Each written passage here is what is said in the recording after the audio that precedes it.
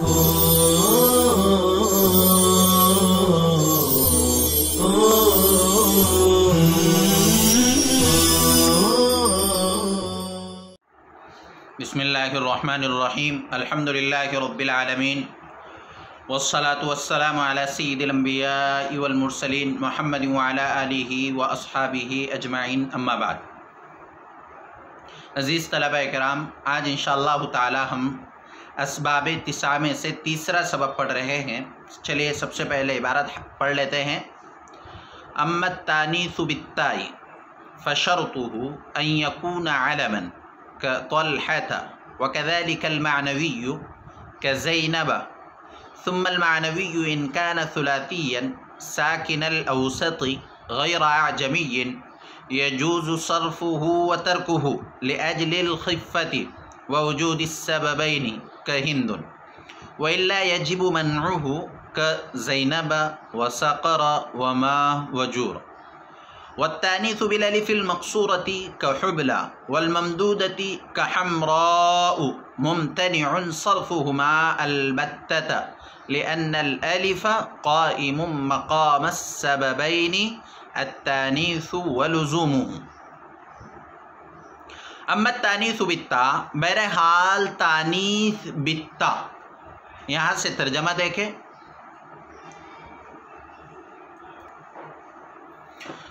अम्मा तानीसु बित्ताई, बहरहाल तानीस बित्ता, फशरतुहु, उसकी शर्त, अन यकूना अलमन, ये है कि वो अलम हो, कतल्हत, जैसे तल्हतु, वकज़ालिक अलमानविय्यु, इसी तरह तानीस मानवी, वकज़ालिक अलमानविय्यु का तर्जमा हम करेंगे यहाँ, और इसी तरह तानीस मानवी, कज़ैनब, जैसे ज़ैनबु, तुम्मल मानविय्यु, फिर तानीस मानवी, इनकान सुलासियन, अगर सुलासी हो, सुलासी हो का मतलब है तीन हरफी हो, से हरफी हो, साकिनुल औसति,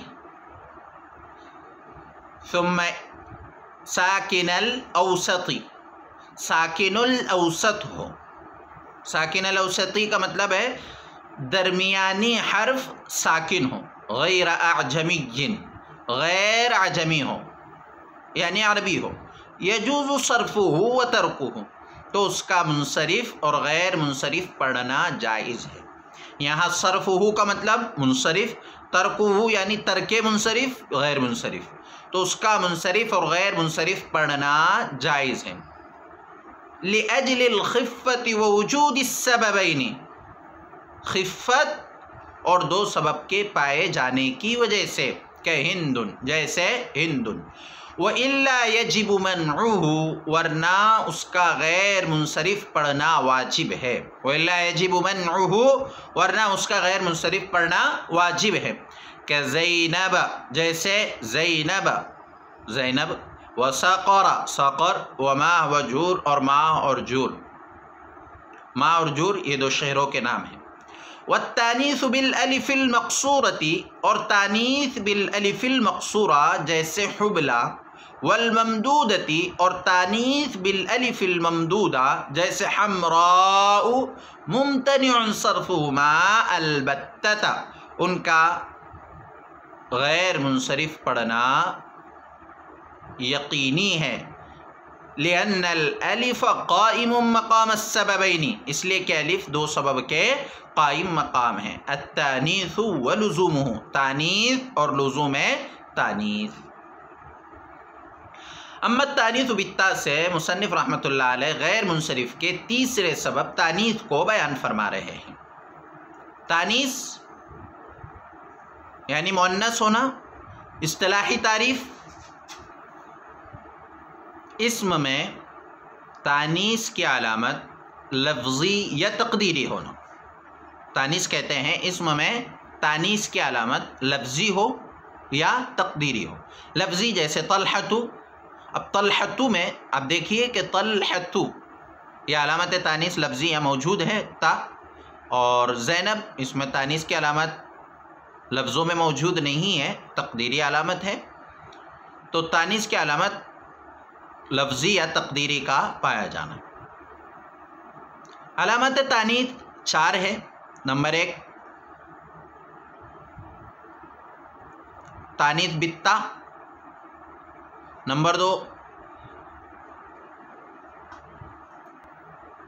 تانیث معنوی، نمبر 3 تانیث بالالف المقصورہ، اور نمبر 4 تانیث بالالف الممدودہ۔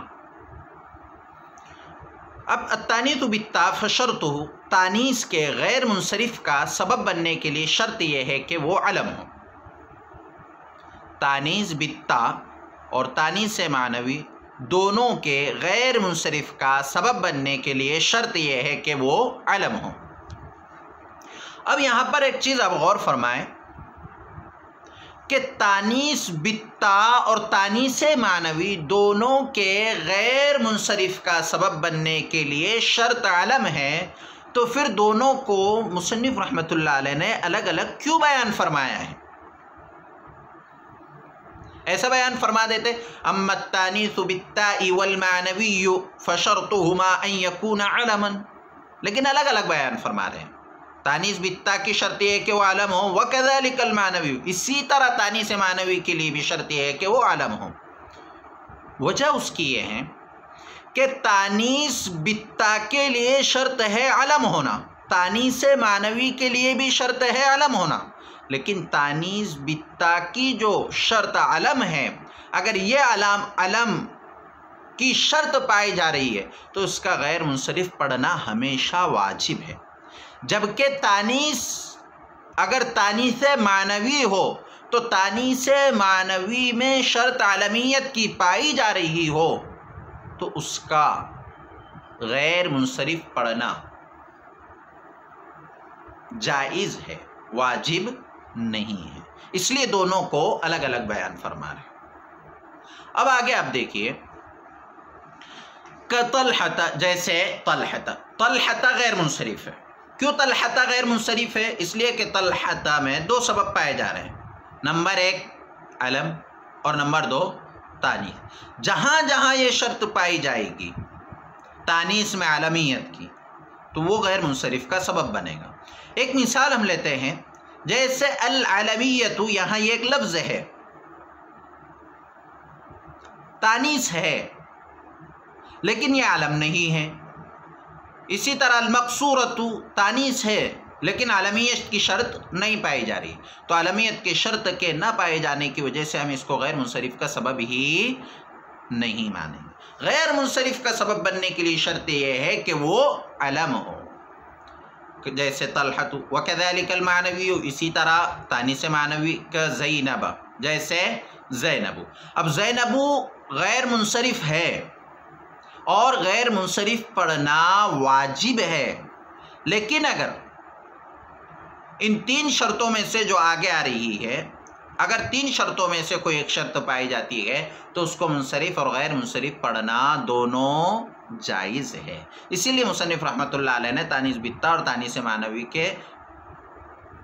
کو الگ الگ بیان فرمایا ہے۔ دیکھیے ثم المعنوی ان کان ثلاثیا ساکن الاوسط غیر عجمی، پھر تانیث معنوی اگر ثلاثی ہو، ساکن الاوسط ہو، غیر عجمی ہو، یعنی یہ 3 شرطیں اگر پائی جائے، ثلاثی یعنی 3 حرفی ہو، ساکن الاوسط یعنی درمیانی حرف ساکن ہو، غیر عجمی ہو یعنی عربی ہو، اگر یہ 3 شرطیں پائی جاتی ہے تو یجوز صرفہ و ترکہ، اس کو منصرف پڑھنا اور غیر منصرف پڑھنا دونوں جائز ہے۔ جیسے ہندن، یہ ہندن کتاب میں مثال موجود ہے، دیکھیے ہندن ثلاثی ہے، ساکن الاوسط بھی ہے، غیر عجمی ہے یعنی عربی لفظ ہے۔ تو اب ہندن اس میں 2 سبب پائے جا رہے ہیں۔ پہلا سبب علم، اس لیے کہ مؤنث کا نام ہے، اور دوسرا سبب تانیث، دونوں سبب پائے جا رہے ہیں، لیکن اسے تانیث معنوی کہتے ہیں۔ تو اب تانیث معنوی ہے، 2 سبب پائے جا رہے ہیں، پھر بھی اس کو منصرف پڑھنا غیر منصرف پڑھنا دونوں جائز ہیں، ان 3 شرائط کے پائے جانے کی وجہ سے۔ منصرف پڑھنا کیوں جائز ہے؟ لأجل الخفت، اس لیے کہ اس میں خفت ہے، کوئی ثقل نہیں ہے۔ ووجود السببین، اور غیر منصرف پڑھنا کیوں جائز ہے؟ دو سبب پائے جانے کی وجہ سے۔ کون سے دو سبب پائے جا رہے ہیں؟ تانیث اور علم۔ تو ہندن اور اس طرح کے دیگر الفاظ جن میں جو تانیث معنوی ہو اور ان میں دو سبب پائے جا رہے ہوں تو ان کو منصرف پڑھنا اور غیر منصرف پڑھنا دونوں جائز ہے۔ لیکن اگر ان تینوں شرائط میں سے ایک بھی شرط مفقود ہو، ایک بھی شرط نہ پائی جائے، تو پھر اس کا غیر منصرف پڑھنا واجب ہے۔ جیسے زینب، وَإِلَّا يَجِبُ مَنْعُهُ، ورنہ اس کو غیر منصرف پڑھنا واجب ہے۔ جیسے زینب، اب زینب دیکھیے ثلاثی نہیں ہے، مؤنث معنوی ہے لیکن ثلاثی نہیں ہے، تین حرفی نہیں ہے، تو اب اس کو غیر منصرف پڑھنا واجب ہے۔ یہ ایک شرط نہیں پائی جا رہی ہے۔ سقر تین حرفی ہے، تانیث معنوی ہے، تین حرفی ہے، یہ جہنم کا نام ہے۔ وما ادراک ما سقر، تو سقر یہ غیر منصرف ہے، حالانکہ تانیث معنوی ہے، تو اس کو منصرف غیر منصرف پڑھنا دونوں جائز ہونا چاہیے، تو دونوں جائز نہیں ہے۔ کیوں؟ ان تین شرطوں میں سے ایک شرط مفقود ہے۔ کون سی شرط مفقود ہے؟ کون سی شرط نہیں پائی جا رہی ہے؟ ساکن الاوسط۔ یہاں دیکھیے متحرک الاوسط ہے، درمیانی حرف متحرک ہے، ساکن نہیں ہے، تو ساکن الاوسط نہیں ہے۔ غیر اعجمی وما هو جور، اب دیکھیں ماہ اور جور یہ دو الگ الگ لفظ ہیں۔ اب ماہ اور جور تانیث معنوی ہے، شہروں کے نام ہیں، علم ہیں، تو غیر منصرف ہے، اور تانیث معنوی کو منصرف اور غیر منصرف پڑھنا جائز ہے، لیکن کب؟ جبکہ یہ تین شرطیں اس میں پائی جائے۔ اب اس میں دیکھیے تین شرطوں میں سے دو شرطیں پائی جا رہی ہے، ایک شرط مفقود ہے۔ کون سی دو شرطیں ہیں؟ ثلاثی ہے، تو ماہ ثلاثی ہے، ساکن الاوسط ساکن الاوسط بھی ہے، لیکن تیسری شرط نہیں پائی جا رہی ہے، غیر اعجمی ہے۔ غیر اعجمی ہونا چاہیے یعنی عربی ہونا چاہیے، اور ماہ اور جور یہ عربی لفظ نہیں ہے۔ اب تیسری شرط کے مفقود ہونے کی وجہ سے اس کو غیر منصرف پڑھنا واجب ہے۔ تو خلاصہ کلام یہ ہوا کہ تانیث بالتا کے غیر منصرف کا سبب بننے کے لیے شرط یہ ہے کہ وہ علم ہو، اور اسی طرح تانیث معنوی کے لیے بھی شرط ہے کہ وہ علم ہو، جیسے زینب۔ لیکن اگر تانیث معنوی ہے تو تانیث معنوی میں تین شرطیں یعنی ثلاثی، ساکن الاوسط، غیر اعجمی ہے، تو اس کو منصرف اور غیر منصرف دونوں طرح پڑھ سکتے ہیں۔ لیکن ان تینوں شرطوں میں سے ایک بھی شرط نہ پائی جائے تو پھر اس کو غیر منصرف پڑھنا واجب ہے۔ منصرف اور غیر منصرف پڑھنا کیوں؟ منصرف پڑھنا خفت کی وجہ سے، جب اس میں خفت ہے، ثقل ہی نہیں ہے، تو اس کو منصرف پڑھنا چاہیے۔ اور غیر منصرف کیوں پڑھیں گے؟ اس لیے کہ دو سبب پائے جا رہے ہیں، اور دو سبب پائے جائے تو اس کو غیر منصرف پڑھا جاتا ہے، اور اگر ان تینوں شرطوں میں سے ایک بھی شرط نہ پائی جائے تو پھر اس کو غیر منصرف پڑھنا واجب ہے، جیسے زینب، سقر، ماں اور جور۔ والتانیث بالالف المقصورۃ کحبلہ، اور تانیث بالالف المقصورہ جیسے حبلہ۔ غیر منصرف کا سبب تانیث بالالف المقصورہ ہے۔ یہ ہمیشہ بھی یاد رکھیں کہ غیر منصرف وہ اسم بنتا ہے جس میں تانیث بالالف المقصورہ ہو، اور یہ اکیلا ایک سبب دو سبب کے قائم مقام ہوتا ہے۔ تانیث بالالف المقصورہ میں ہمیں صرف تانیث بالالف المقصورہ دیکھ کر غیر منصرف کہہ دینا ہے، اس میں دوسرا سبب تلاش کرنے کی ضرورت نہیں ہے، جیسے حبلہ۔ اب یہ حبلہ یہاں تانیث بالالف المقصورہ ہے، اور یہ اس میں دو سبب کے قائم مقام ہے۔ دو سبب کے قائم مقام کا مطلب یہ ہے کہ ایک تو تانیث ہے اور دوسرا لزوم ہے تانیث، اس لیے کہ اس میں تانیث لازم ہے، اسے کوئی بھی اس طرح نہیں کہہ سکتا حبل۔ تو یہ جو الف مقصورہ ہے وہ لزوم تانیث کے لیے ہے، تو کہیں گے کہ یہاں الف مقصورہ تانیث اور لزوم تانیث یعنی الف الف مقصورہ دو سبب کے قائم مقام ہے. تو والتانیث بالالف المقصورۃ کحبلا، اور تانیث بالالف المقصورہ جیسے حبلا. تو حبلا غیر منصرف ہے، اس میں کون سا سبب پایا جا رہا ہے؟ دو سبب یہاں ہمیں تلاش کرنا نہیں. کون سا سبب پایا جا رہا ہے؟ تو ہم جواب دیں گے تانیث بالالف المقصورہ.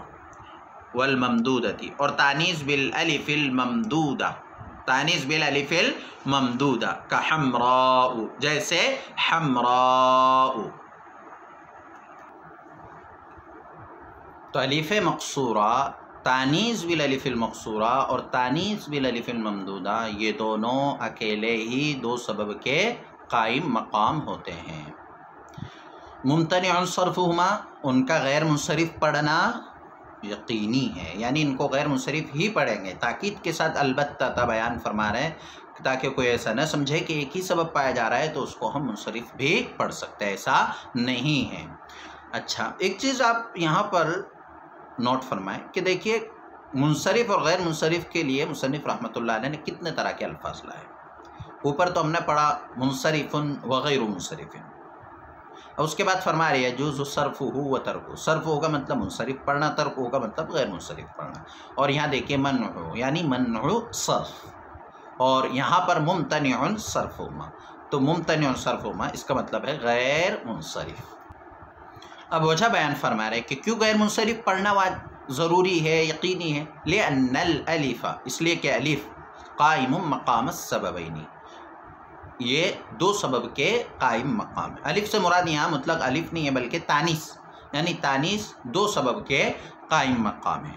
کیسے دو سبب؟ تو نمبر ایک تانیث، اس لیے کہ حبلہ تانیث ہے، اور الف مقصورہ، تانیث بالالف المقصورہ کے لگانے کی وجہ سے اسے دوسری تانیث یعنی تانیث آخر کا درجہ دے دیا گیا ہے، یعنی لزوم تانیث، تانیث کا لازم ہونا. اس اعتبار سے الف مقصورہ اور الف ممدودہ یہ دونوں اکیلے ہی دو سبب کے قائم مقام ہیں، ایک تانیث اور دوسرے لزوم تانیث.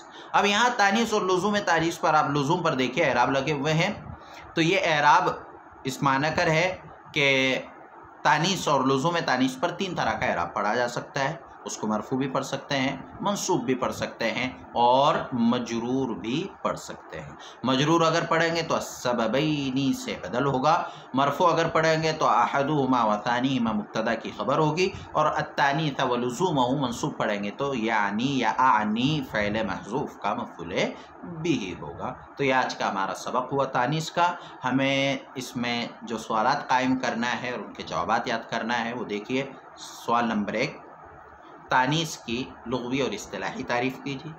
سوال نمبر 2، تانیث کے علامات یعنی کتنی طرح علامتیں پائے جانے کی وجہ سے کوئی بھی لفظ مؤنث ہوتا ہے. اور سوال نمبر 3، تانیث بالتا کے غیر منصرف کا سبب بننے کے لیے کیا شرط ہے، تانیث معنوی کے غیر منصرف کا سبب بننے کے لیے کیا شرط ہے، اور تانیث معنوی کو منصرف اور غیر منصرف پڑھنا کب جائز ہے.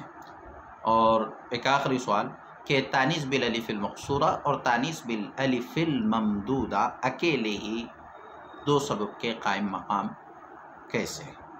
السلام علیکم ورحمۃ اللہ وبرکاتہ.